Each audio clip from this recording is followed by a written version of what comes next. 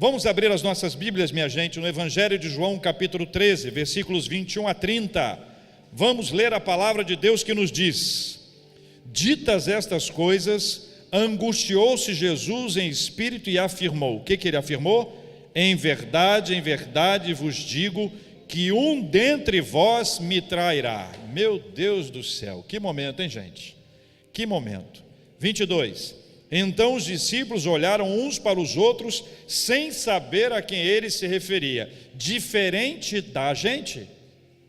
Você já imaginou? O pastor chega aqui e diz: meus irmãos, um de vocês está traindo. Nós não vamos olhar um para o outro para falar assim: ali, ó, tem certeza que é por ali. Nunca me enganou, nunca me enganou. Versículo 23, leia por gentileza. Ora, estava ali, conchegado a Jesus, um dos seus discípulos. Veja a definição, a descrição que se faz desse discípulo. Qual é a descrição que está aí? Aquele discípulo. Aquele a quem ele amava. A esse fez Simão Pedro um sinal, dizendo: olha como Pedro parece com quem? Conhece alguém assim? Pergunta para ele. Olha lá o que Pedro fala. Pergunta para ele quem é. Vê com ele a quem ele se refere. Então aquele discípulo, reclinando-se sobre o peito de Jesus, fez o que Pedro pediu. Senhor, quem é? Respondeu Jesus: é aquele em quem eu der o pedaço de pão molhado. Tomou, pois, um pedaço de pão e, tendo molhado, deu a quem, meus irmãos? A Judas, filho de Simão Iscariotes. E após o bocado, imediatamente entrou nele Satanás. Então disse Jesus: o que pretende fazer, faze-o depressa. Nenhum, porém, dos que estavam à mesa percebeu a que fim lhe dissera isto. Pois como Judas era quem trazia a bolsa, pensaram alguns que Jesus lhe dissera: compra o que precisamos para a festa, ou lhe ordenara que desse alguma coisa aos pobres. Ele, tendo recebido o bocado, saiu logo e era noite. Eu quero voltar com você ao versículo 23. Leia comigo, por favor. Ora, estava ali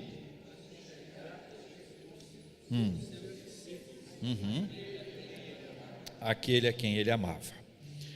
Meus irmãos e minhas queridas irmãs, ao pensar na realidade da figura de João na Bíblia, descrito nesse texto como aquele a quem Jesus amava, João é conhecido como discípulo amoroso, amado, amável.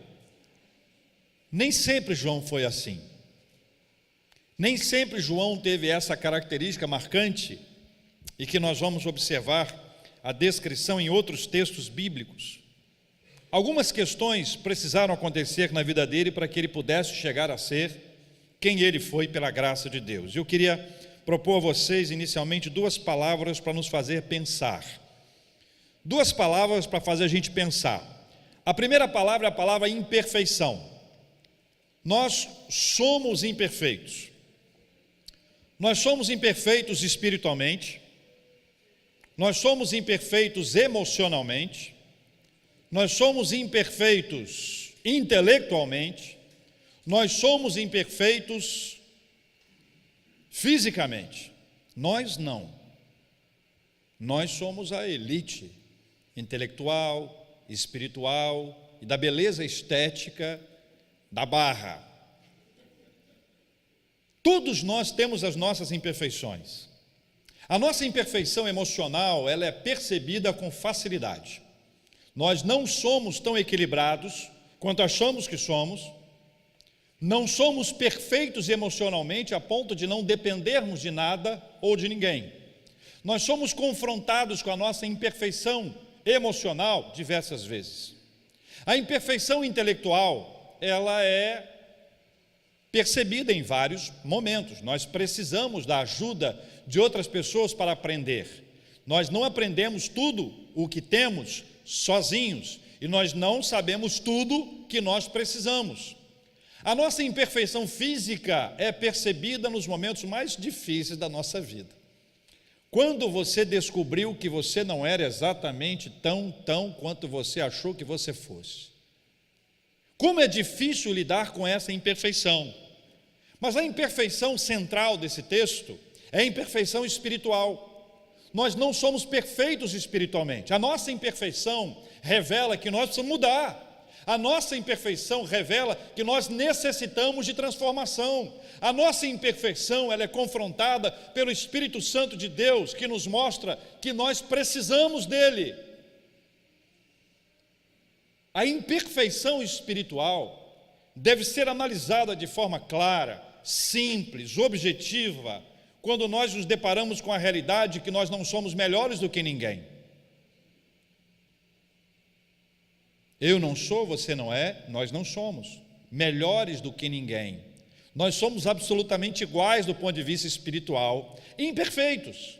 Alguns melhoraram, desenvolveram, cresceram, outros ainda estão em outras etapas e outras fases, mas todos nós somos imperfeitos, e que somos imperfeitos, dependemos de uma ação sobrenatural do Senhor, de algo extraordinário, algo que não venha de nós, mas que venha do alto, que venha de Deus, para que nós venhamos a ser transformados.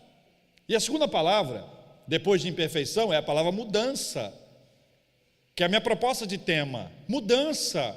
Nós precisamos digerir bem a ideia de mudança. Só quem não precisa de mudança é quem é perfeito.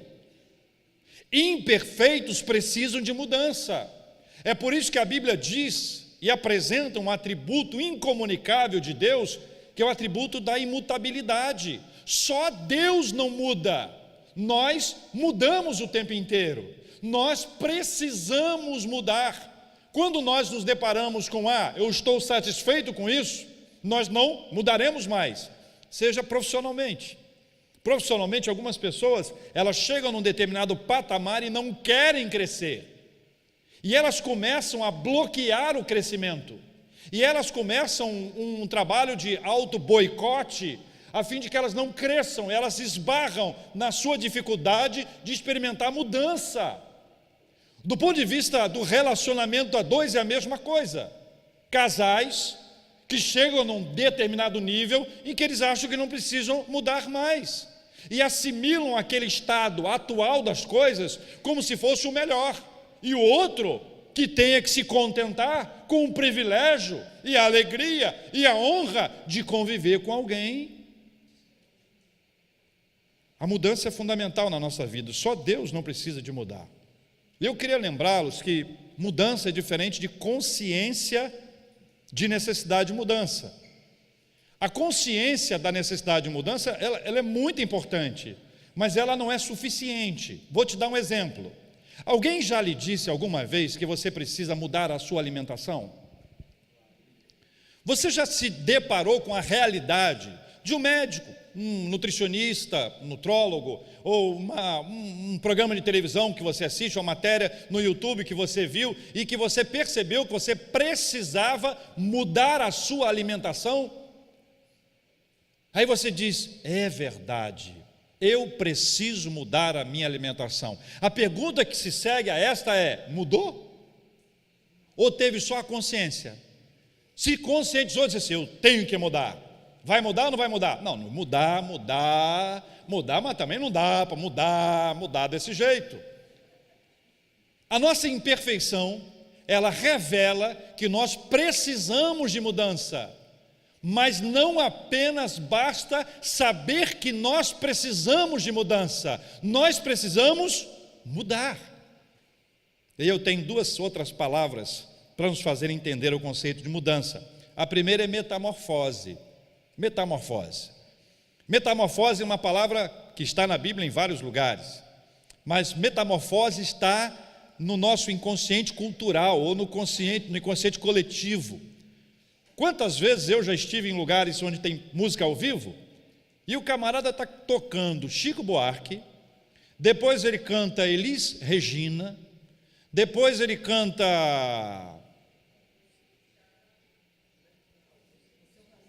Alceu Valença e alguém lá do fundo grita, toca Raul. Raul Seixas entra na história da música brasileira como um revolucionário. Ele, Paulo Coelho, que é o seu parceiro de composição, eles escrevem diversas músicas e talvez uma das mais conhecidas é Metamorfose Ambulante. Separei um trechinho, não precisa cantar. Eu vou só ler, e vou ler assim, rapidinho, para não puxar ninguém, daqui a pouco alguém vai, prefiro ser, não vou cantar. Prefiro ser essa metamorfose ambulante do que ter aquela velha opinião formada sobre tudo. Eu quero dizer, escuta essa frase, eu quero dizer agora o oposto do que eu disse antes. Eu prefiro ser essa metamorfose ambulante. Na literatura, você vai observar que o desejo dele de mudança constante, aparentemente é uma coisa boa, porque a metamorfose ambulante foi descrita para mim por um pastor. Ele disse assim: eu tenho um ventiladorzinho aqui na minha cabeça, eu estou sempre ventilando novas ideias. Eu achei ótima essa definição dele, trago aqui para nós, porque a capacidade de mudar é muito importante. Quando Raul Seixas traz isso aqui, sua ideia é outra, sua perspectiva é outra. Sabemos os seus intuitos, os seus frutos revelam os seus objetivos, mas o destaque que eu faço é a necessidade de conviver com a possibilidade da metamorfose, de viver uma mudança real. A Bíblia fala sobre metamorfose em pelo menos 2 textos que eu separei para o nosso entendimento. E a definição que a Bíblia nos traz, ela diz que é mudar em outra forma, ou ser mudado em forma, ou ser transformado. De um jeito ou de outro, a ênfase é numa transformação. Primeiro, Jesus é transfigurado. No Monte da Transfiguração, no Evangelho de Mateus, capítulo 17, Jesus se transfigura diante dos seus discípulos. Pedro, Tiago e João estavam lá. E Jesus se revela completamente diferente, fisicamente diferente. Jesus manifestava a sua glória. Diante de Cristo aparecem 2 figuras icônicas: Elias e Moisés. Elias representando os profetas, Moisés representando a lei, ou seja, a lei e os profetas se apresentam, apontam para Cristo. Toda aquela manifestação de glória. A Bíblia diz, e a palavra no grego é metamorfose, que ele sofreu essa metamorfose, essa transformação extraordinária diante dos seus discípulos. Essa transformação apontava a glória de Deus, revelava o poder do Senhor em Jesus Cristo, para que os seus discípulos soubessem que Jesus Cristo é Filho de Deus. Uma outra ocasião em que isso acontece é Romanos 12, versículo 2. Depois do rogo-vos, pois, irmãos, que apresenteis os vossos corpos em sacrifício vivo, santo e agradável a Deus, que é o vosso culto racional, ele diz: e não vos conformeis com este século, este mundo, mas metamorfose, mas transformai-vos, vivam a mudança, metamorfose, mas transformai-vos. Essa transformação é mais uma vez proposta por Deus na nossa vida e é obra do Espírito Santo. Mas existe uma participação humana no processo, a participação humana da luta pela mudança. Não se conforme com este mundo, mas transformai-vos, sofram a metamorfose proposta pelo Espírito Santo de Deus. Meus irmãos, essas 2 palavras são muito importantes para o nosso entendimento. Se a primeira é metamorfose, a segunda é metanoia. Metanoia é mais no nosso evangeliquez. Metamorfose está no nosso vocabulário público, mas metanoia é uma palavra que a gente em geral só utiliza na igreja. Metanoia, a ideia de metanoia, mudança de opinião, fala sobre arrependimento, é uma palavra muito usada para ser traduzida por conversão. E uma outra definição mais clássica é a mudança de mente, e eu proponho para nós mudança de mentalidade. A mentalidade é mudada por conta da ação do Espírito Santo de Deus na nossa vida. Vou voltar para a música popular, agora saio de Raul Seixas e vou para Dorival Caymmi. Os mais antigos conhecem essa música. Quando eu vim para esse mundo, eu não atinava em nada. Hoje eu, diz a letra, sou Gabriela. Gabriela, ei, meus camaradas, Aí a parte que todo mundo conhece é: eu nasci assim, eu cresci assim, eu sou mesmo assim, vou ser sempre assim, Gabriela, sempre Gabriela. A música é Modinha de Gabriela, de Dorival Caymmi, tema de novela, e aí entrou no nosso âmbito, todo o espectro musical. A ideia da música é apresentar uma pessoa que ela é a si mesma. A ideia é tratá-la com simplicidade, é o jeito dela, é dessa forma. Mas a metanoia, ela propõe uma mudança de mentalidade. Metanoia propõe uma mudança de mente, ou seja, eu sou ranzinza, mas posso deixar de ser. Eu sou grosso, mas posso deixar de ser. Eu tenho hábitos que não são adequados, mas posso deixar de tê-los. Eu sou uma pessoa que usa palavras torpes, eu posso deixar de usá-las. Eu sou uma pessoa que me embebedo, eu posso deixar de me embebedar. Ou seja, existe uma possibilidade de transformação. Não é porque você sempre foi assim, que você vai continuar sendo assim. Não há nada que Deus não possa mudar. Se Ele pode trazer um morto à vida, que mais Ele pode fazer na gente? Metanoia na Bíblia, meus irmãos, é um requisito básico que resulta da realidade da presença de Jesus em nós.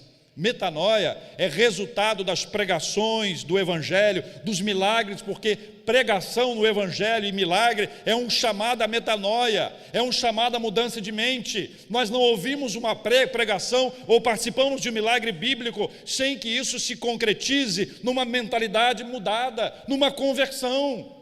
A conversão é fundamental dentro do aspecto espiritual. Para a religiosidade, você pode aderir a uma religião, você pode aderir a uma comunidade de fé, você pode ser parte de um ambiente, de uma comunidade onde várias pessoas estão, mas dentro do aspecto espiritual, o que nós precisamos vivenciar é uma conversão. Essa palavra é muito fácil de a gente guardar. E a Bíblia diz que nós conhecemos os convertidos pelos frutos os conhecereis. A ênfase é dada a falsos profetas, como é uma ênfase dada a falsos cristãos, a qualquer pessoa que não lide da maneira correta com o que a palavra do Senhor Deus ensina. E aí em Lucas 15, versículo 7, na parábola da ovelha perdida, Jesus diz assim: digo-vos que assim haverá maior júbilo no céu por um pecador que se arrepende do que por 99 justos que não necessitam de arrependimento. É a palavra metanoia. É a palavra metanoia que se apresenta aqui. Arrependimento, conversão, transformação, que não é uma transformação de fora para dentro, mas é uma transformação de dentro para fora.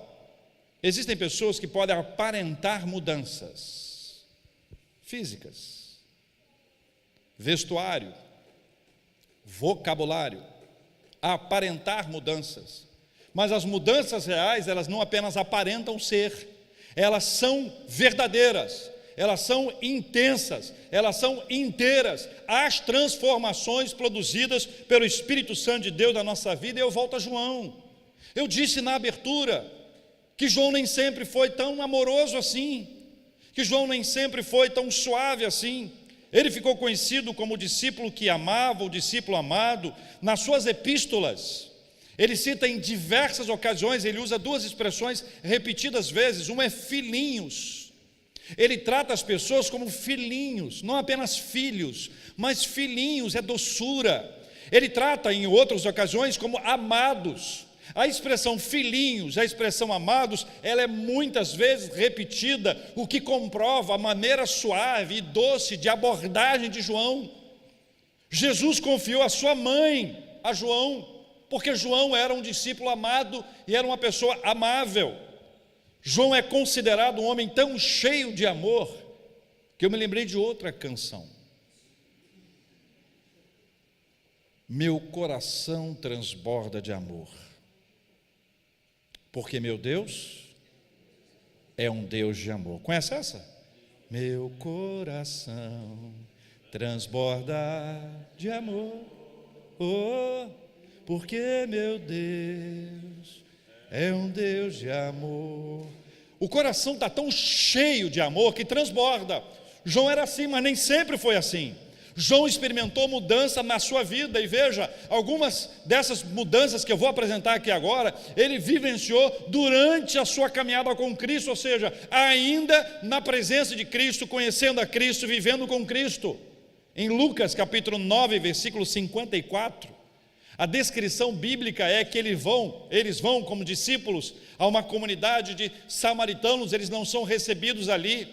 João e seu irmão, eles são dominados pela fúria. O mesmo João amoroso que nós estamos lendo aqui é o João que pede a morte das pessoas que não os acolheram. É como se você pregasse o evangelho para alguém e a pessoa diz assim: não quero, saia daqui de perto de mim, não quero saber de igreja, não quero saber de Cristo, e você olha para ele assim: vai morrer.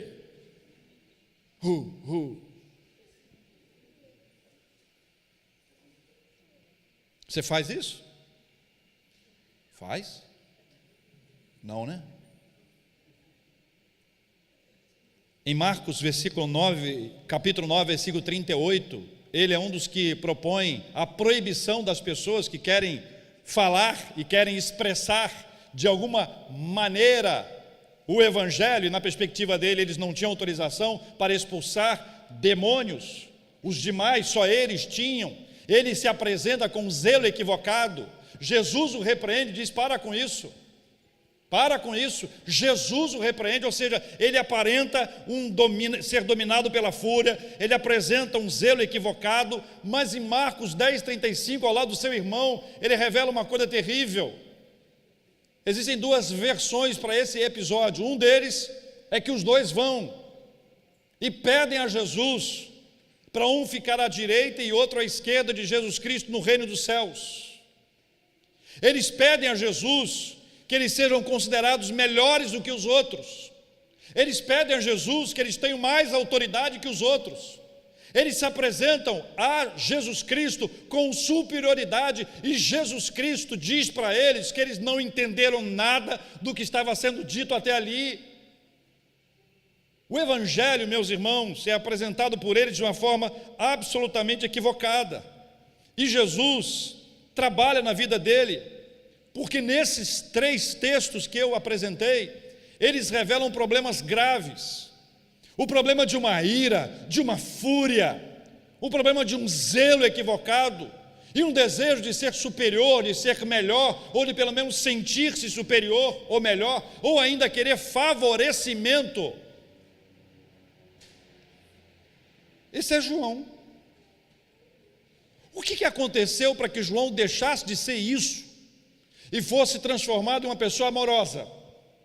O que aconteceu para que João pudesse olhar para as pessoas que não recebiam mais o evangelho, não agora com fúria, mas com amor? O que aconteceu para que João pudesse observar que as pessoas que queriam imitá-los, fazer como eles, não poderiam ser mortas, pelo contrário, deviam ser acolhidas e ensinadas e discipuladas? O que aconteceu com João, que ao invés de querer ser melhor do que os outros, ele se sentiu como aquele que serve, e se sentiu indigno de viver a sua vida longe do Senhor, e quando ele foi submetido a uma perseguição intensa, ele se colocou no lugar de ser menor. Meus irmãos, 2 palavras: metamorfose e metanoia. E uma palavra para facilitar: mudança. Mudança. O que Jesus Cristo faz na vida de João é propor a ele uma mudança.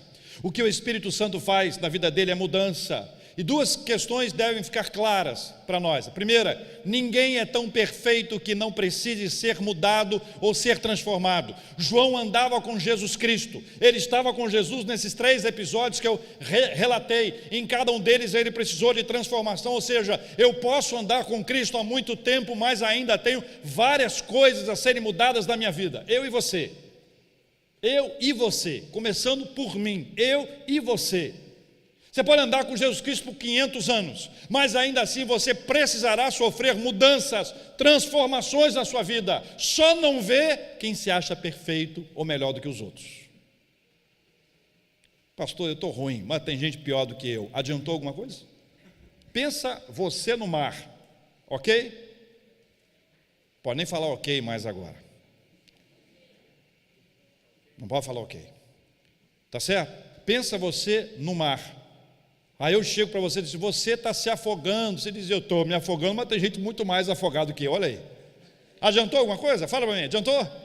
Ah, parabéns, você é menos afogado que os que estão afogados, mas vai se afogar, a hora vai chegar. Meus irmãos, todos nós precisamos viver as transformações que são geradas por Deus na nossa vida ao longo da caminhada. Segunda coisa, você não será mudado por você mesmo.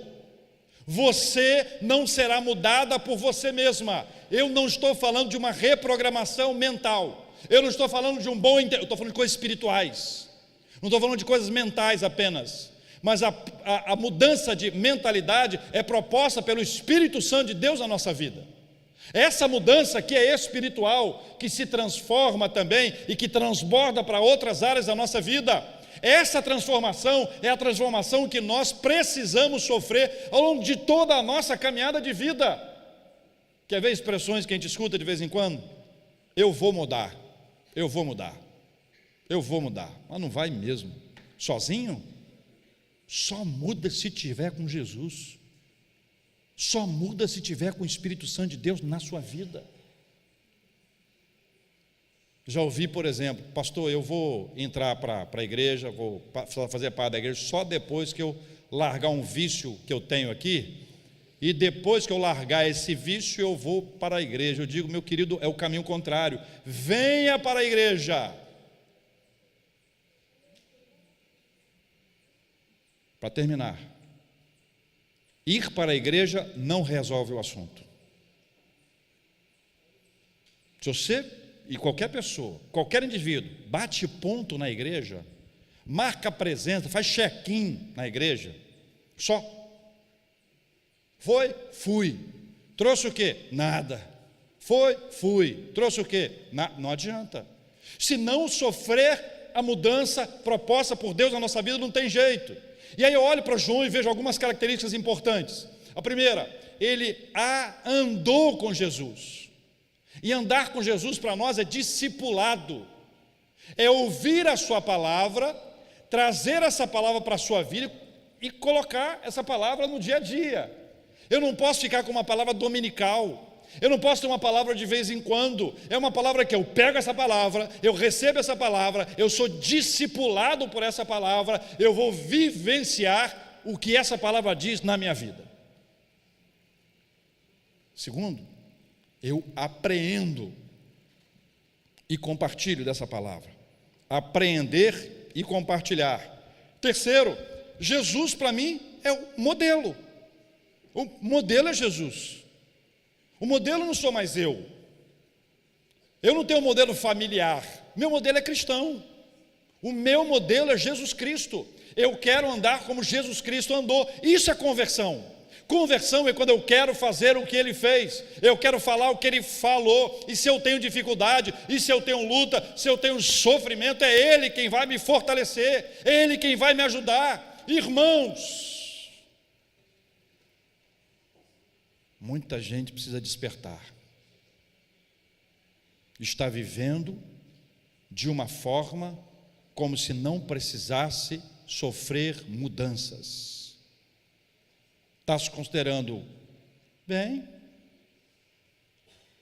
melhor que a maioria, não estou tão ruim assim. Algumas pessoas precisam experimentar essas mudanças propostas pela palavra de Deus para a nossa vida. Volto ao começo, 2 palavras: imperfeição. Todos nós somos imperfeitos, só perfeitos não precisam mudar. Só quem é perfeito é Deus, por isso Ele é imutável. Mas eu, a começar por mim, eu e você precisamos de mudança. A segunda palavra é mudança, que eu trouxe 2 palavras para tratar com a gente a palavra mudança. A primeira, metamorfose. Nos 2 textos, Mateus 17, a transfiguração. Jesus foi transfigurado para apontar a glória de Deus. A glória de Deus revela. A segunda palavra É a palavra que traz para a gente esse entendimento do arrependimento e da transformação, conforme Romanos 12, 2. A mudança também é apresentada como metanoia, mudança de mente, de mentalidade, arrependimento, conversão. Essas mudanças somente são operadas na nossa vida pelo Espírito Santo de Deus, sem o qual nós estamos absolutamente perdidos. Quero deixar com você essa palavra e fazer com você uma oração. A oração é simples. Eu não sei quais são as áreas que você percebe que precisa mudar. Você já sabe. E se você não sabe, eu vou pedir a Deus que fale com você. Você pode pedir a Ele também. Espírito Santo, fala comigo, mostra para mim aonde que eu preciso mudar. Aonde que eu preciso mudar? Que área da minha vida eu preciso mudar? Nós queremos orar por você. Feche teus olhos. Vamos apresentar esse assunto diante de Deus em oração. Vamos clamar ao Senhor que tenha misericórdia, que a sua graça venha sobre a nossa vida. Essa movimentação é gerada por Deus em nós. Ninguém verá mudanças espirituais se atribuir a si mesmo a capacidade de mudar. Aprenda mais sobre Jesus. Seja um discípulo de Cristo e faça da vida dele um modelo para a sua. Ali ainda, oração sincera, confissão contínua, arrependimento verdadeiro e muitas novas mudanças serão operadas. Ó Deus,